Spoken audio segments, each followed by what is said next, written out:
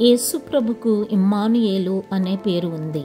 ఇమ్మానుయేలు అనే హీబ్రూ భాషలోని పదానికి దేవుడు మనతో ఉన్నాడని అర్థం.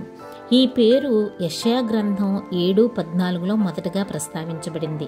కన్యక గర్భవతి అయి కుమారుని ప్రసవించును, ఆయనకు ఇమ్మానుయేలు అని పేరు పెట్టుదురు. ఈ ప్రవచనం యేసుక్రీస్తు జననంతో నెరవేరింది. ఇదిగో కన్యక గర్భవతి అయి కుమారుని ప్రసవించును, ఆయనకు ఇమ్మానుయేలు అని పేరు పెట్టుదురు అనగా దేవుడు మనతో ఉన్నాడని అర్థం. అందువల్ల ఇమ్మానుయేల్ అనేది యేసుక్రీస్తు యొక్క ఒక దైవ పేరుగా దేవుడు మానవుని మధ్యకు వచ్చాడనే సత్యాన్ని తెలియజేస్తుంది. ఈ పేరు యేసుకు ఎందుకు ఇవ్వబడింది?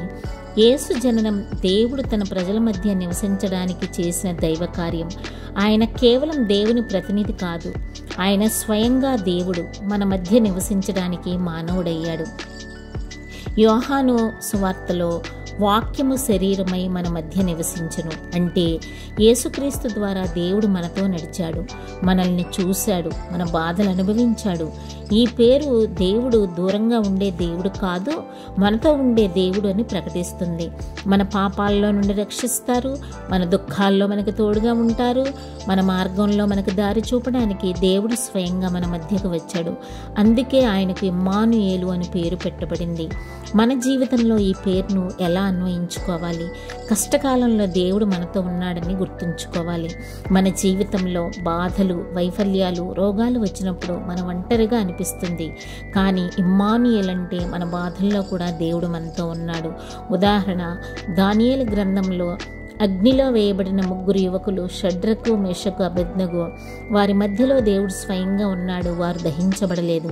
అదేవిధంగా మన జీవితంలోని అగ్ని పరీక్షల్లో కూడా దేవుడు మనతో ఉంటాడు. భయపడకూడదు. దేవుడు మనతో ఉన్నప్పుడు మనం ధైర్యంగా ఉండగలం. ధైర్యం కలిగి బలంగా ఉండాలి. భయపడకూడదు, నిరుత్సాహపడకూడదు. మన దేవుడైన యెహోవా మనతో ఉన్నాడు. ఉదాహరణకి పేతురు సముద్రంపై నడిచినప్పుడు ఆయన యేసు వైపు చూచి ఉన్నంత వరకు నీటిపై నడిచాడు, కానీ యేసు నుండి చూపు త్రిప్పినప్పుడు మునిగిపోయాడు. మన జీవితంలో కూడా దేవుడు మనతో ఉన్నాడని విశ్వసించినప్పుడు మనం భయాలను జయించగలుగుతాం. ఒంటరిగా ఉన్నప్పుడు దేవుని సాన్నిధ్యాన్ని గుర్తుంచుకోండి.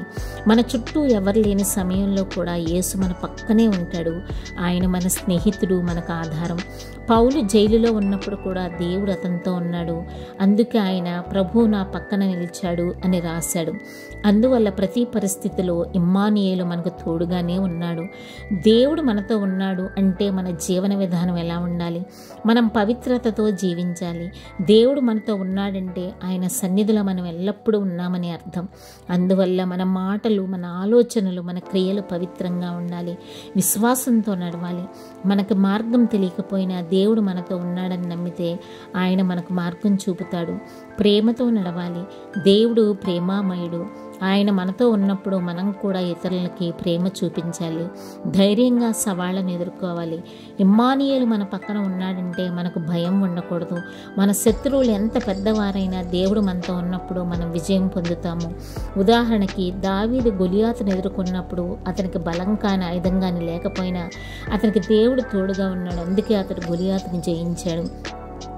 ముగింపుగా, ఇమ్మానుయేల్ అనే పేరు దేవుడు మన మధ్య ఉన్నాడని చెప్పే శాశ్వత వాగ్దానం.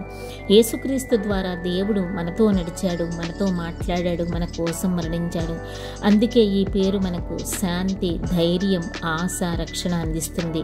ఇదిగో నేను యుగాంతము వరకు మీతో ఉండేదనని యేసు చెప్పారు. అంటే యేసుక్రీస్తు మన జీవితంలో ప్రతి క్షణంలో ఇమ్మానుయేలు, దేవుడు మనతో ఉన్నాడు. ఈ ఛానల్ని లైక్ చేయండి, షేర్ చేయండి, సబ్స్క్రైబ్ చేయండి, అనేక మందికి పంపించండి. దేవుడు మనకు తోడుగా ఉండునుగాక. ఆమెన్.